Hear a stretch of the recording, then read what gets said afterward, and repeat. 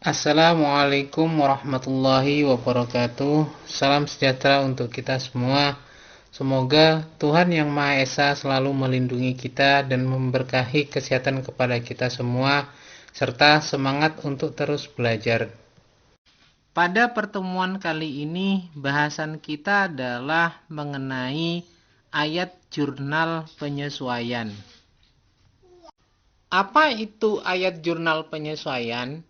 Ayat jurnal penyesuaian merupakan aktivitas untuk mengoreksi akun atau perkiraan sehingga laporan yang dibuat berdasarkan akun tersebut dapat menunjukkan pendapatan, aset, dan kewajiban yang lebih sesuai. Ayat jurnal penyesuaian ini merupakan jurnal yang sering kali dibuat tidak berdasarkan pada aktivitas transaksi, tetapi didasarkan pada keterangan atau informasi tertentu. Informasi yang diperoleh selanjutnya dijadikan dasar untuk membuat akun tertentu yang terkait dengan informasi tersebut sehingga dapat menyajikan informasi yang lebih pas untuk membuat laporan keuangan. Beberapa hal dalam transaksi yang perlu dibuatkan ayat jurnal penyesuaian. Yang pertama yaitu berkenaan dengan beban penyusutan untuk aset tetap, yaitu dengan mencatat manfaat yang diperoleh dari pemakaian aset selama periode tertentu. Jurnal yang dipergunakan yaitu beban penyusutan aktiva tetap pada akumulasi penyusutan aktiva tetap. Aktiva tetap ini biasanya dalam sebuah penggunaan akun itu langsung dijustifikasi dengan menggunakan nama aset tetap tersebut. Semisal untuk aset tetap berupa bangunan, maka jurnal penyesuaian yang dibuat yaitu beban penyusutan bangunan pada akumulasi penyusutan bangunan. Nah, ada beberapa mekanisme untuk melakukan perhitungan penyusutan ini. Yang kedua yaitu beban pemakaian perlengkapan dipergunakan untuk mencatat penggunaan yang dibebankan selama periode tertentu. Karena sebagaimana kita ketahui biasanya pada saat membeli sebuah perlengkapan itu dipergunakan atau dibeli dalam jumlah tertentu yang penggunaannya dapat dipergunakan dalam beberapa periode tertentu juga. Misal kita membeli perlengkapan untuk kebutuhan selama 3 bulan, maka dalam penyesuaian ini yang menjadi pemakaian dalam 1 bulan itulah yang dilakukan jurnal penyesuaian. Contoh dalam penggunaan jurnalnya adalah beban penggunaan perlengkapan pada perlengkapan. Artinya berapa yang dipergunakan untuk perlengkapan tersebut pada periode tersebut itulah yang diakui sebagai beban penggunaan perlengkapan. Transaksi berikutnya yang perlu dibuatkan ayat jurnal penyesuaian adalah berkaitan dengan beban dibayar di muka dan beban yang ditangguhkan. Biasanya berkaitan dengan beban dibayar di muka dan beban yang ditangguhkan ini pada saat terjadinya transaksi dicatat sebagai aset, tetapi diharapkan menjadi biaya pada periode tertentu. Contoh misalnya, kita membayar sebuah sewa untuk periode 1 tahun. Misalnya nilainya adalah 12 juta rupiah. Nah, pencatatan di awal itu adalah sewa dibayar di muka pada kas sebesar 12 juta rupiah. Namun, untuk transaksi sewa tersebut, penggunaannya adalah untuk kebutuhan selama 12 bulan atau selama 1 tahun. Sedangkan periode penyusunan laporan keuangan itu harus dibuat dalam periode 1 bulan. Maka berapa untuk beban sewa yang dibebankan pada 1 bulan tersebut? Itulah yang dibuatkan ayat jurnal penyesuaiannya. Dalam hal ini ayat jurnal penyesuaian yang dibuat adalah beban asuransi pada asuransi dibayar di muka. Atau kalau berhubungan dengan sewa, beban sewa pada sewa dibayar di muka. Sedangkan kalau berkaitan dengan iklan, maka jurnalnya adalah beban iklan pada iklan dibayar di muka. Transaksi berikutnya yang membutuhkan ayat jurnal penyesuaian yaitu yang berkaitan dengan pendapatan diterima di muka dan pendapatan ditangguhkan. Di mana sebagaimana kita ketahui bahwa pendapatan diterima di muka dan pendapatan ditangguhkan ini pada saat terjadinya transaksi dicatat sebagai kewajiban. Tetapi diharapkan menjadi pendapatan pada saat periode tertentu. Contoh misalnya, kita menerima uang sebesar 10 juta sebagai bentuk uang muka dalam penjualan tertentu. Barang masih belum kita produksi, belum kita buatkan, dan belum kita serah terimakan ke customer, ke konsumen. Nah, pada saat kita menerima uang 10 juta tersebut, maka jurnal yang kita lakukan yaitu kas pada pendapatan diterima di muka sebesar 10 juta rupiah. Pada saat barang tersebut sudah diserah terimakan, dibutuhkanlah yang namanya jurnal penyesuaian untuk mengakui pendapatan diterima di muka tersebut yang awalnya menjadi kewajiban, maka pada saat dilakukan serah terima itu menjadi pendapatan murni. Sehingga jurnal penyesuaian yang dipergunakan adalah pendapatan diterima di muka pada pendapatan. Selanjutnya yaitu berkenaan dengan pendapatan akrual. Pendapatan akrual ini merupakan pendapatan yang telah dihasilkan tetapi belum dicatat dalam akun pada periode tersebut. Karena biasanya yang berkaitan dengan pendapatan akrual ini adalah tidak berbentuk kas. Untuk mencatatnya dicatat sebagai piutang usaha. Sehingga jurnal penyesuaian yang dibuat itu adalah piutang usaha pada pendapatan. Transaksi terakhir yang biasanya dibuatkan ayat jurnal penyesuaian itu adalah transaksi yang berkaitan dengan beban atau kewajiban akrual atau beban yang masih harus dibayar. Beban ini merupakan beban yang telah terjadi tetapi belum dilakukan pengakuan pencatatannya. Beban tersebut harus diakui pada periode tersebut walau tidak dikeluarkan secara tunai pada periode tersebut. Contoh misalnya, kita melakukan perhitungan terhadap gaji adalah tanggal 1 sampai tanggal 31 Oktober. Sedangkan pembayaran gajinya itu baru dilakukan pada minggu pertama di bulan November. Padahal beban gaji tersebut itu adalah beban gaji untuk periode Oktober. Sedangkan pembayarannya baru dilakukan pada periode November. Maka untuk membuat jurnal penyesuaiannya adalah beban gaji karyawan pada hutang gaji karyawan.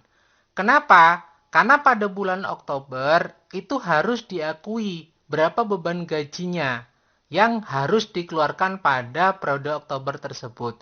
Walaupun pembayarannya baru dilakukan di bulan November sehingga di jurnal sebagai hutang gaji karyawan. Contoh yang lainnya yaitu berkaitan dengan masalah perpajakan. Karena biasanya untuk pembayaran perpajakan ini dilakukan pembayaran pada periode selanjutnya. Sehingga untuk menghitungnya pada periode tersebut diakui sebagai beban pajak pada hutang pajak. Nah, contoh lainnya yang dapat kita ketahui yaitu berkenaan dengan telepon ataupun PLN. Sebenarnya untuk telepon dan PLN ini kalau kita melihat transaksi atau bukti dari tagihan PLN dan tagihan telepon, itu pembayarannya dilakukan pada periode bulan berikutnya. Jurnal yang harus dibuat yaitu menggunakan jurnal penyesuaian. Beban telepon pada hutang telepon atau beban PLN pada hutang PLN. Contoh lainnya, semisalnya kita membayar atau membeli BBM yang mekanisme pembayarannya adalah termin untuk bulan berikutnya, artinya kita tinggal ngambil pembayarannya dilakukan pada periode berikutnya, maka jurnal yang harus diakui atau dibuat pada periode tersebut adalah beban BBM pada hutang BBM. Itu beberapa transaksi yang dibutuhkan jurnal penyesuaian. Beberapa contoh yang dapat kita pergunakan untuk membuat ayat jurnal penyesuaian yaitu yang pertama adalah perhitungan penyusutan diperhitungkan setiap periode bulanan. Adapun penyusutan per tahun sebagai berikut yaitu biaya penyusutan peralatan sebesar 30 juta per tahun masuk dalam kelompok 1. Penyusutan per 31 Januari 2013 sebesar Rp2.500.000. Biaya penyusutan untuk kendaraan sebesar Rp97.500.000 per tahunnya dan ini masuk dalam kelompok kedua. Penyusutan dilakukan per 31 Januari 2013 sebesar Rp8.125.000. Biaya penyusutan bangunan sebesar Rp16.750.000 per tahun dan dilakukan penyusutan per 31 Januari 2013 sebesar Rp1.395.833. Yang selanjutnya yang B yaitu saldo perlengkapan per 31 Januari 2013 sebesar Rp11 juta. Untuk beban promosi dan iklan sebesar 2 juta itu untuk periode Januari 2013 sampai periode Oktober 2013. Yang selanjutnya yang D adalah beban pajak penghasilan usaha pada periode Januari 2013 sebesar Rp500.000 belum dibayarkan. Dan yang terakhir, gaji karyawan borongan sebesar Rp2.200.000 belum dibayarkan. Ini beberapa contoh berkaitan dengan kebutuhan untuk membuat jurnal penyesuaian yang masih berkorelasi dengan contoh soal yang telah kita bahas pada beberapa pertemuan sebelumnya. Untuk membahas transaksi yang berkenaan dengan kebutuhan ayat jurnal penyesuaian, maka kita dapat lakukan pembahasan satu persatu, yaitu yang pertama adalah A. Berkaitan dengan penyusutan aset tetap. Penyusutan ini berkaitan dengan penyusutan peralatan, penyusutan kendaraan, dan penyusutan bangunan. Nah, untuk penjurnalannya, maka sebelumnya kita harus memperhitungkan berapa biaya penyusutan peralatan. Biaya penyusutan peralatan ini ditetapkan sebesar Rp30 juta per tahun. Dan untuk periode 1 bulannya yaitu sebesar Rp2.500.000. Oleh karena itu, jurnal yang dapat dibuat sebagai jurnal penyesuaian adalah beban penyusutan peralatan sebesar Rp2.500.000 pada akumulasi penyusutan peralatan sebesar Rp2.500.000. Selanjutnya berkaitan dengan penyusutan kendaraan, di mana biaya penyusutan kendaraan ini sudah diperhitungkan sebesar Rp97.500.000 per tahun. Sehingga untuk penyusutan per bulannya adalah sebesar Rp8.125.000. Jurnal penyesuaian yang dibuat yaitu beban penyusutan kendaraan sebesar Rp8.125.000 pada akumulasi penyusutan kendaraan sebesar Rp8.125.000. Untuk biaya penyusutan bangunan diperhitungkan bahwa biaya penyusutannya sebesar Rp16.750.000 per tahun.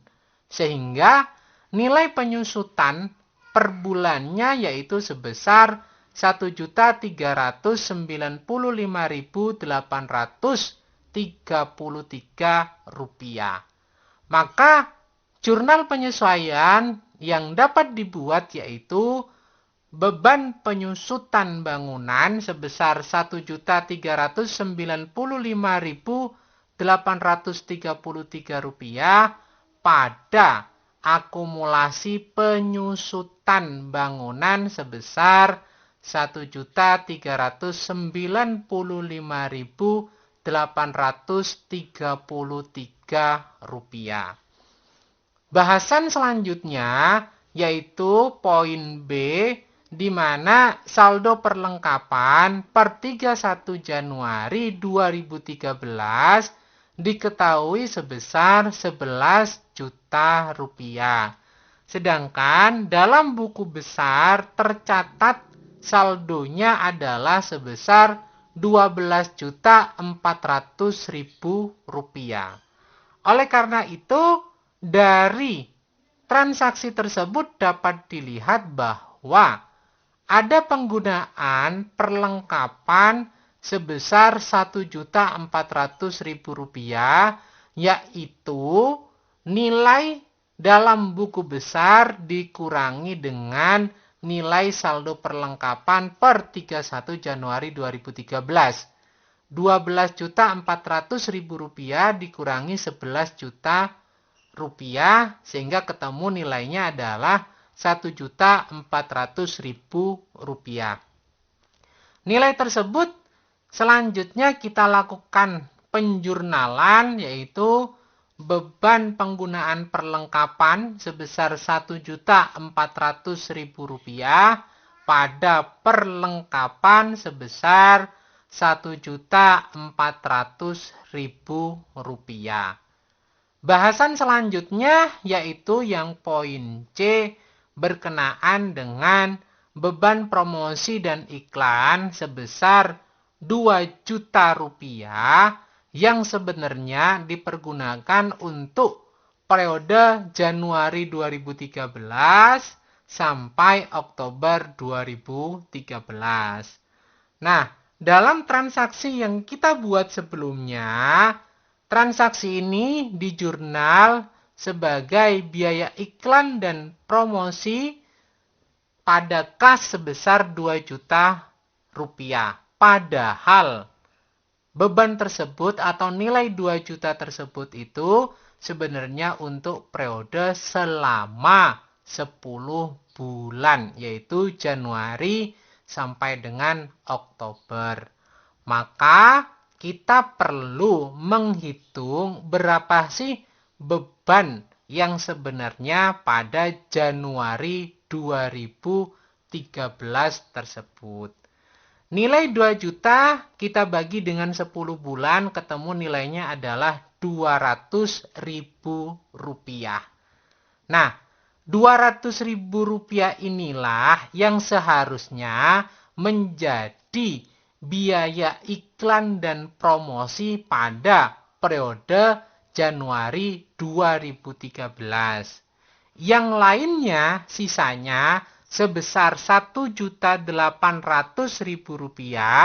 dicatat sebagai beban iklan dibayar di muka. Artinya bisa dipergunakan untuk periode berikutnya. Ayat jurnal penyesuaian yang dibutuhkan atas transaksi tersebut yaitu beban iklan dibayar di muka sebesar Rp1.800.000 pada biaya iklan dan promosi sebesar Rp1.800.000. Bahasan selanjutnya poin yang D yaitu beban pajak penghasilan usaha pada Januari 2013 yaitu sebesar Rp500.000 belum dibayarkan. Jurnal penyesuaian yang dibutuhkan yaitu beban pajak penghasilan sebesar Rp500.000 pada utang pajak sebesar Rp500.000.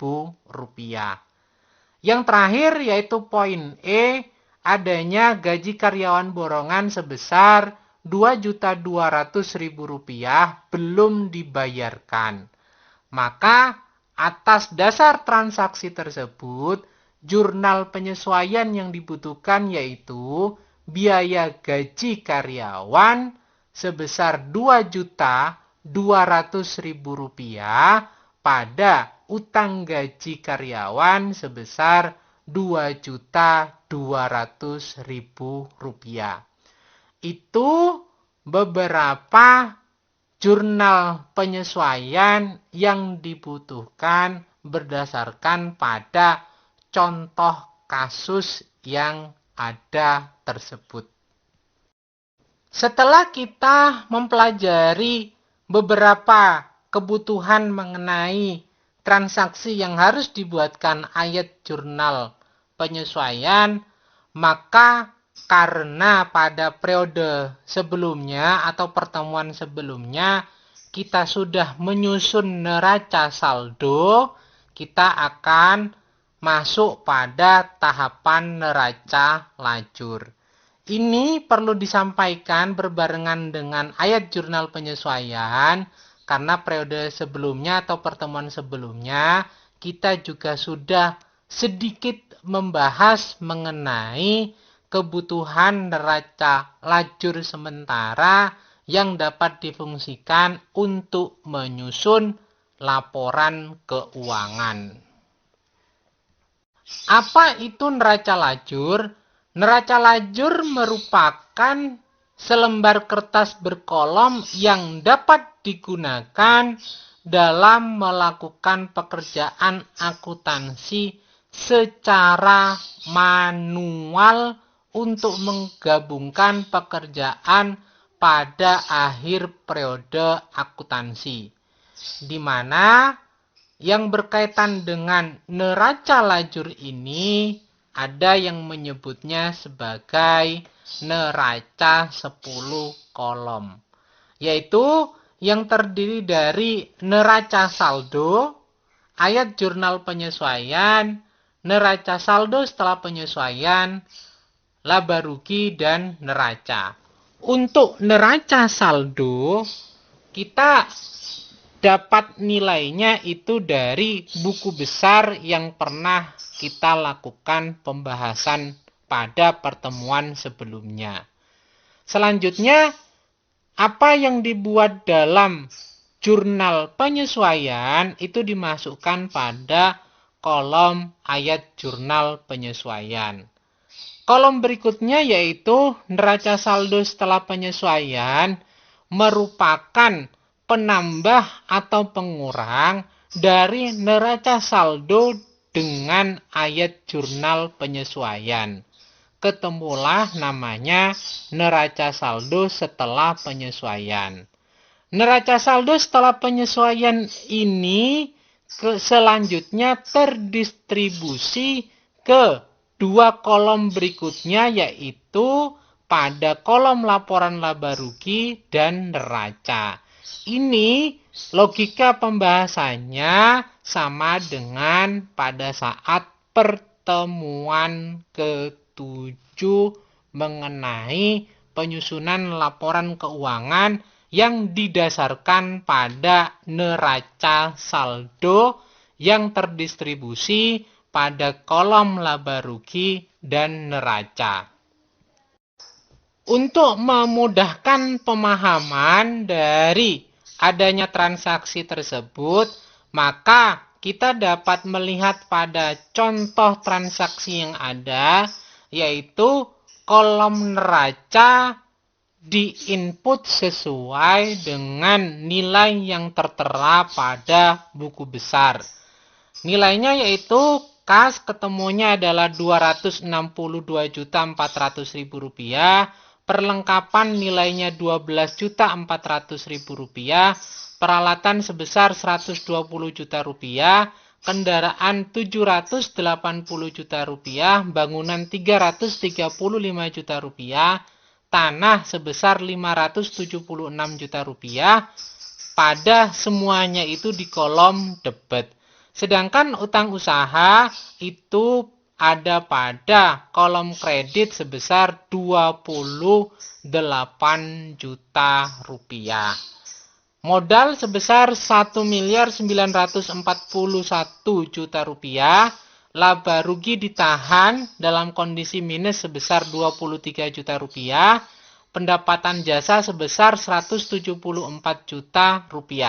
Selanjutnya pada kolom debit lagi ada biaya bahan bakar minyak sebesar Rp11.600.000, biaya listrik dan telepon sebesar Rp2.800.000, biaya gaji karyawan sebesar Rp17.800.000, dan biaya promosi iklan sebesar Rp2 juta. Sehingga pada kolom neraca saldo ini untuk posisi debit dan kreditnya yaitu balance sebesar 2M 120 juta rupiah. Nah, karena kita sudah membahas ayat jurnal penyesuaian, maka transaksi pada ayat jurnal penyesuaian tersebut itu dimasukkan dalam kolom ayat jurnal penyesuaian.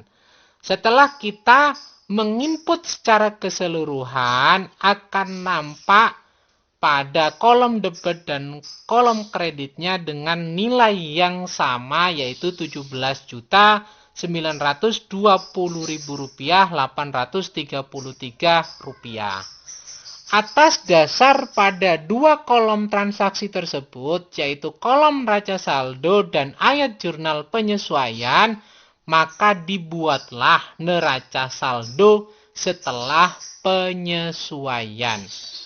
Kas tidak ada penyesuaian sehingga nilainya tetap Rp262.400.000, sedangkan perlengkapan itu ada penyesuaian, yaitu pengurangnya sebesar Rp1.400.000 dari neraca saldo awalnya sebesar Rp12.400.000, sehingga neraca saldo setelah penyesuaian nilainya sebesar Rp11 juta. Untuk biaya iklan dibayar di muka itu ada penyesuaian di debit sebesar Rp1.800.000. Karena pada posisi awal di neraca saldo tidak ada transaksi, maka dalam neraca saldo setelah penyesuaian nilainya yaitu sebesar Rp1.800.000.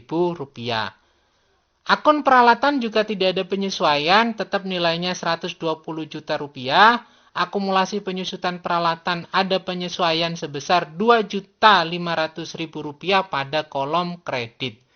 Kendaraan sebesar Rp780 juta, tidak ada penyesuaian.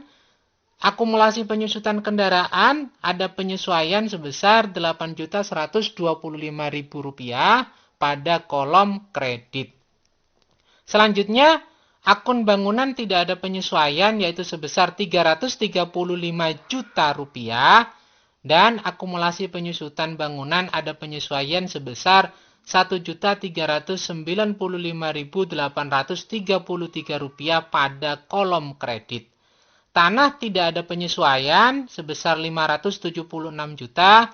utang usaha juga tidak ada penyesuaian sebesar 28 juta rupiah pada kolom kredit. Utang pajak penghasilan ada penyesuaian sebesar 500.000 rupiah pada kolom kredit, sehingga di neraca saldo setelah penyesuaiannya nilainya sama, yaitu 500.000 rupiah pada kolom kredit. Untuk utang gaji karyawan juga ada penyesuaian sebesar 2.200.000 rupiah pada kolom kredit, sehingga pada neraca saldo setelah penyesuaian nilainya juga menjadi 2.200.000 rupiah. Modal sebesar 1.941 juta rupiah tidak ada penyesuaian. Laba rugi ditahan juga tidak ada penyesuaian sebesar minus 23 juta rupiah pada kolom kredit. Pendapatan tidak ada penyesuaian sebesar 174 juta rupiah pada kolom kredit. Biaya bahan bakar minyak juga tidak ada penyesuaian pada kolom debit sebesar 11.600.000 rupiah. Biaya listrik dan telepon juga tidak ada penyesuaian, sehingga nilainya tetap menjadi 2.800.000 rupiah. Biaya gaji karyawan yang awalnya 17.800.000 rupiah, ini ada penyesuaian penambahan sebesar 2.200.000 rupiah, sehingga nilai dari biaya gaji karyawan ini menjadi 20 juta rupiah. Untuk biaya promosi dan iklan, ini ada adjustment dengan atau penyesuaian dengan biaya iklan dibayar di muka. Yang awalnya 2 juta, ada pengurang sebesar 1.800.000 rupiah yang dipindahkan ke biaya iklan dibayar di muka, sehingga nilai biaya promosi dan iklan pada periode Januari 2013 ini nilainya adalah 200.000 rupiah. Untuk biaya penggunaan perlengkapan ada penyesuaian sebesar 1.400.000 rupiah pada kolom debit. Untuk biaya pajak penghasilan usaha juga ada penyesuaian sebesar 500.000 rupiah pada kolom debit. Biaya penyusutan peralatan sebesar 2.500.000 rupiah pada kolom debit, dan juga biaya penyusutan kendaraan sebesar 8.125.000 rupiah pada kolom debit. Biaya penyusutan bangunan juga pada kolom debit sebesar 1.395.833 rupiah. Nah, itu transaksi atau katakanlah pengurang atau penambah dari neraca saldo dengan ayat jurnal penyesuaian sehingga menjadi neraca saldo setelah penyesuaian. Maka kita akan lihat pada kolom debitnya dengan kolom kreditnya, yaitu nilainya sama, artinya balance sebesar 2.234.720.833 rupiah. Selanjutnya, nilai neraca saldo setelah penyesuaian inilah yang akan terdistribusi pada kolom laba rugi dan neraca. Neraca saldo setelah penyesuaian yang terdistribusi nilainya ke kolom laba rugi itu berkaitan dengan pendapatan dan biaya. Sehingga segala transaksi atau akun yang berhubungan dengan pendapatan dan biaya itu dimasukkan pada kolom laba rugi. Sedangkan pada kolom neraca yang dimasukkan adalah kolom akun aset, akun kewajiban, dan akun ekuitas. Atas dasar tersebut, maka pada kolom laba rugi dapat dipastikan tidak akan balance atau tidak akan sama. Begitu juga pada kolom neraca antara debit dengan kreditnya itu tidak akan sama. Nah, selisih itulah yang akan menjadi perhitungan laba dan rugi. Kalau selisihnya sama antara kolom laba rugi dan kolom neraca, maka dapat dipastikan perhitungannya adalah benar. Contoh di sini. Dalam kolom laba rugi, kolom debitnya sebesar 48.520.833 rupiah. Sedangkan dalam kolom kredit jumlahnya adalah 174 juta rupiah. Ini berarti lebih besar pendapatan daripada biaya, yaitu selisihnya 125.479.167 rupiah. Artinya perusahaan mengalami keuntungan sebesar 125.479.167 rupiah. Dengan selisih tersebut, maka akan balance antara kolom debit sama kolom kreditnya, yaitu sebesar 174 juta rupiah. Nah, ketika kita sudah melakukan perhitungan pada kolom laba rugi, maka kita akan melakukan perhitungan pada kolom neracanya. Apakah selisihnya itu sama dengan selisih pada kolom laba rugi? Dari contoh soal ini, nilai atau posisi debit di neraca sebesar 2.086.200.000 rupiah, sedangkan kolom kredit sebesar 1.960.720.833 rupiah. Nyatanya selisihnya sama, yaitu 125.479.167 rupiah, sehingga antara kolom debit dan kolom kredit pada kolom neraca ini balance sebesar 2.086.200.000 rupiah. Maka ketika kita sudah melakukan perhitungan pada neraca lajur ini, dapat kita distribusikan atau kita buat dalam bentuk laporan keuangan.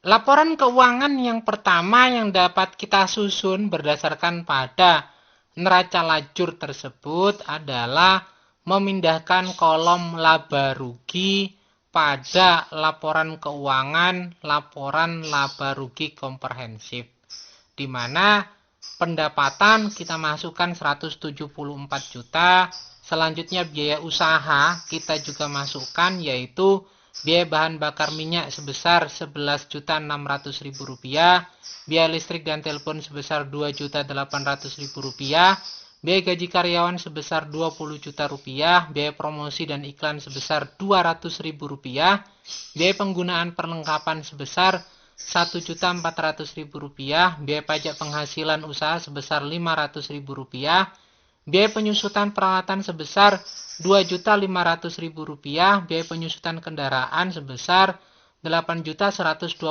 juta rupiah, dan biaya penyusutan bangunan sebesar 1.395.833 rupiah.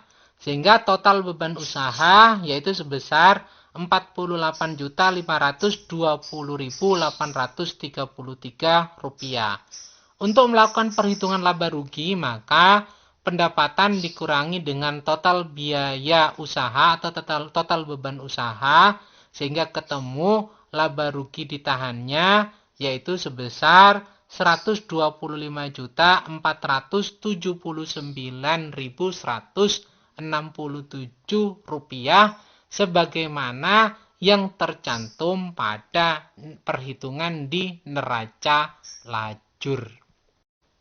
Selanjutnya yang dibuat dalam laporan keuangan yaitu laporan perubahan laba ditahan, di mana laba ditahan awal karena ini baru memulai usahanya, maka saldo awal laba ditahan itu adalah 0. Ada perubahan yang terjadi yaitu laba ditahan dari perhitungan laba rugi komprehensif tadi sebesar 125.479.167 rupiah dikurangi dengan adanya dividen. Karena transaksi pada periode sebelumnya, pada pertemuan sebelumnya itu ada transaksi dividen sebesar 23 juta rupiah. Maka perubahan yang terjadi itu nilainya adalah sebesar 102.479.167 rupiah. Karena laba ditahan awal itu 0 rupiah, maka laba ditahan akhir nilainya sama yaitu sebesar 102 Rp479.167. Nilai inilah yang dimasukkan pada neraca per 31 Januari 2013 atau laporan posisi keuangan per 31 Januari 2013. Yang kita buat selanjutnya yaitu neraca, maka semua komponen dalam kolom neraca itu dimasukkan, terkecuali nilai pada laba rugi ditahan itu menggunakan laporan perubahan laba ditahan yang sebelumnya telah dilakukan perhitungan. Nah, nilai kasnya itu dimasukkan sebesar Rp262.400.000, perlengkapan juga dimasukkan sebesar Rp11 juta, biaya iklan dibayar di muka juga dimasukkan sebesar Rp1.800.000, peralatan sebesar Rp120 juta juga dimasukkan, akumulasi penyusutan peralatan sebesar Rp2.500.000 juga dimasukkan pada kolom kredit. Selanjutnya kendaraan sebesar Rp780 juta juga dimasukkan, akumulasi penyusutan kendaraan sebesar Rp8.125.000 pada kolom kredit juga dimasukkan, bangunan sebesar Rp335 juta juga dimasukkan, dan akumulasi penyusutan bangunan sebesar Rp1.395.833 juga dimasukkan pada kolom kredit. Tanah dimasukkan sebesar Rp576 juta. Utang usaha sebesar Rp28 juta di kolom kredit, utang pajak penghasilan sebesar Rp500.000 di kolom kredit, utang gaji karyawan sebesar Rp2.200.000 juga di kolom kredit, modal sebesar Rp1.941 juta juga dimasukkan dalam kolom kredit, dan yang terakhir laba rugi ditahan sebesar Rp102.479.167 pada kolom kredit ini diambil dari laporan perubahan laba rugi ditahan. Tapi yang lainnya diambilkan pada kolom neraca lajur. Yang terakhir yaitu kita membuat laporan arus kas untuk mengetahui perubahan yang terjadi, pemasukan itu dari mana, dan pengeluarannya untuk apa saja. Saldo kas akhir ini harus sama dengan saldo kas di neraca, yaitu sebesar Rp262.400.000. Karena transaksi awalnya Rp0, maka perubahan yang terjadi, pemasukan itu diakibatkan adanya setoran modal pemilik sebesar Rp250 juta, serta pendapatan jasa sebesar Rp174 juta. Nah, total pemasukan itu sebesar Rp424 juta. Untuk pengeluarannya, yaitu dipergunakan untuk pembelian perlengkapan sebesar Rp12.400.000, pembelian peralatan sebesar Rp92 juta, biaya operasional sebesar Rp34.200.000, dan untuk pembayaran dividen Rp23 juta. Total pengeluaran sebesar Rp161.600.000.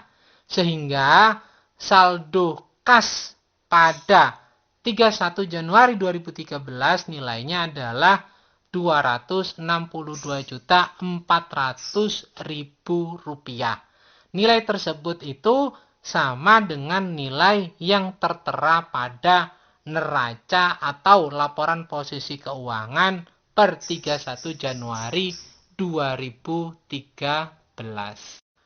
Demikian materi yang dapat saya sampaikan, mudah-mudahan dapat dipahami dengan baik.